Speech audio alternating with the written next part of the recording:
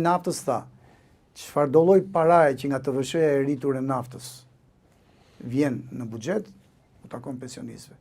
Unë ekonomist jam, i kam bërë llogarit, janë diku ke 12 milion euro. Në të kujtohet marsi u rrit shumë fort çmimi i karburanteve. 12 milion euro këtu, po ja 8 milion në një vend tjetër, 20 milion euro, çfarë do t'i bësh? Do përballosh koston e këtyre 3 muajve që për arsye politike e afrove në kohë dhënien e indeksimit? Jo, e ke për detyrë atë. Fute ke suficiti tjetër që të ka ardhur. Këto 20 milion, çfarë? Rregullo atë që prishe për shkak të mungesës së informacionit të plot dhe ndjesinë tek pensionistët që na mashtroi. Çfarë? Në vjenin e vitit të ri që e quajnë gjithë atë shpërblimin, ka thënë Ministria e Financave shumë mirë ka bërë edhe Ministria e Ekonomisë që do ketë shpërblim të fund vitit, se duket sikur është larg, po jo, vjen. Domethënë vjen dhjetori. Jepu dhe këtyre që si ke dhënë as i gjasi ka cilë nga 400.000 e sipër. Bëje një lloj si thua që janë edhe për ju. Në mënyrë që këtë ndjesi të mashtrimit që ndihen ke pensionistët, që nuk është e gjitha e vërtet, por deri diku ne e përjetojmë çdo ditë. Mua më takojnë pensionistë të nderuar. E më thonë, ama ti që flet për pensionet, ta mashtruar. Pra, sado që të rish në një kafe, edhe provosh t'ja u shpjegosh, duhet qeveria ta bëjë këtë punë. Patjetër. Ne bëjmë në të mirë të opinionit publik. Çoçoli, protestat, ekonomia, jep ndikim njërat e tjetra? Ka zakonshëm. Apo jo? Të menjëhersh. Si, ndalemi pak këtu. Atëre, domethënë 5.4 miliard dollar që e quajnë këtë gjatovinën që kemi sot mbi supe i dashur Arbër edhe kumbar. Por fjala kumbar nuk ka kuptimin vetëm të keq të kumbarit mafios, të Godfatherit famshëm. Kumbari është ai që të krijon një mundësi, kush? Ai që merr një palë këpuc sepse të njofti me njeriu në jetës tënde. Dhe ne i dim këto raporte në familjet tona. I njëjti raport është në ekonominë moderne sot. Greqia që kemi fqinj, kështu është zhvilluar me kumbar, me njerëz që kanë bërë miliardat, grek që kanë qenë në pozicione CEO-ve, dhe që pas regjimit kolonelëve ti e di farmi 72-74 të shekullit të kaluar, në 80-ën filluan të investonin miliarda dollar nga bankat amerikane. Pse? Sepse ishin ishujt e mrekullueshëm të Greqisë, por ama shteti grek u dham lehtësirat më të mëdha dhe shumë mirë bëri. Duam dhe ne ta bëjmë këtë. Çfarë do bëjmë ne? Me shkurret mesdhetare të Zvërnecit apo me shkëmbit e Sazanit, një Sazan kemi. Na duhen këto 1.4 miliard dollar apo euro? Po, na duhen. Pse?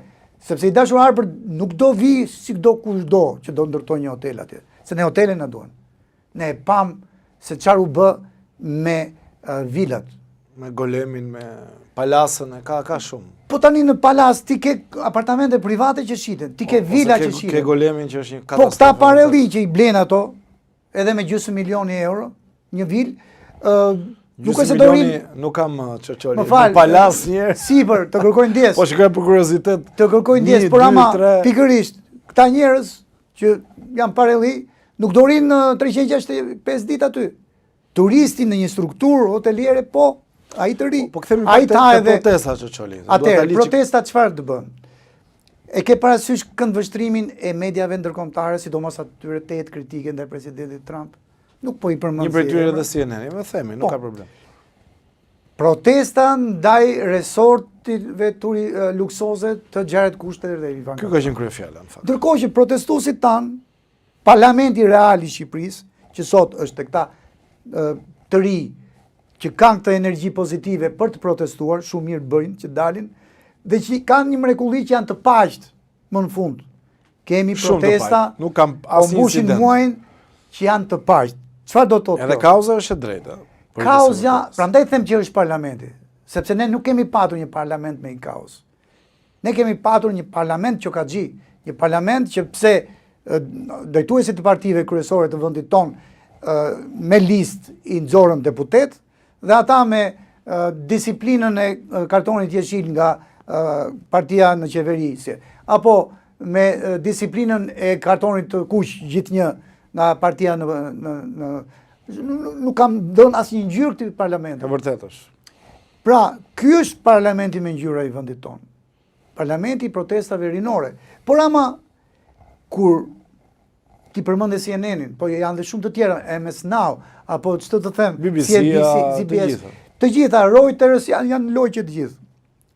Të thonë që ta protestues me këndvështrimin protestojnë ndaj resorteve luksoze, atëre ajo intereson atyre, sepse dakord, lajmin e bën fakti që dolën me mira qytetarë shqiptarë, revolucioni i flamengove, pra i këtyre pelikanëve, dhe janë anti-Trump, kështu duhet na dalin neve vendi jon, anti-Trump, ndërkohë që jemi vendi më pro-amerikan i Evropës, së bashku me Poloninë. Kjo është një e njohur botërore. Patjetër. Por ama nuk ta dim ta. Po në ekonomi. Qindra milion qytetarë që e marrin informacionin nga CNN, nga MS Now, nga Deutsche Welle, nga France 24, nga BBC. Mund të japi impakt thua në sezon apo? Nuk e jep shumë impaktin ke këta, se unë uroj me shumë sinqeritet ta them arbër që ato 5-4 miliard euro të mos trëmben. E kush është pas tyre? Ne dim kush janë pas tyre. Janë 2 vëllezër miliarder nga Katari, shumë mirë.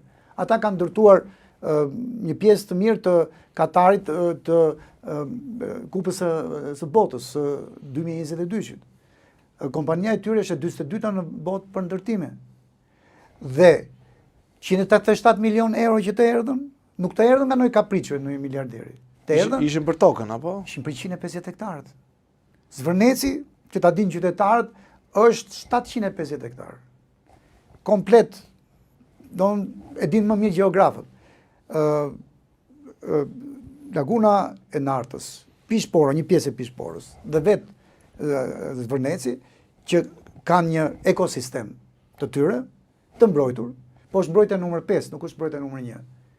Vjosa e kanë numër 1. Po. Në Vjos provo... Peizazhi mbrojtur, quhet kategoria... Sipas kategorisë, nuk e kemi bërë ne atë kategori.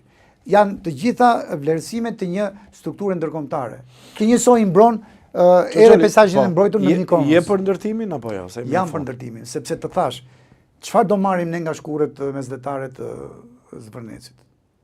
Është një mjedis i mrekullueshëm aty, të gjithë si thua mrekullohen kur bëjnë atë vijën e ngushtë që duket si ur mbi ujërat e cekta aty deri në manastirin e Zvërnecit, edhe çfarë ngeli më?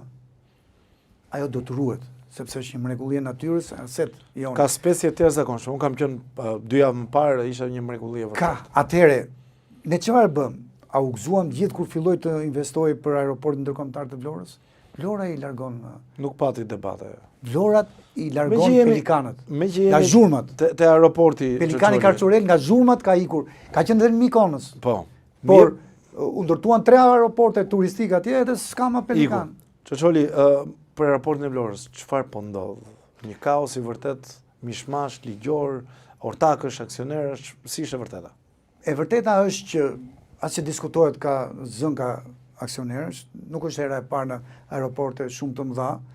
Joni është relativisht i vogël në krahasim me përmasat e vendit tonë, ama është aeroporti më i rëndësishëm joni pas Rinasit.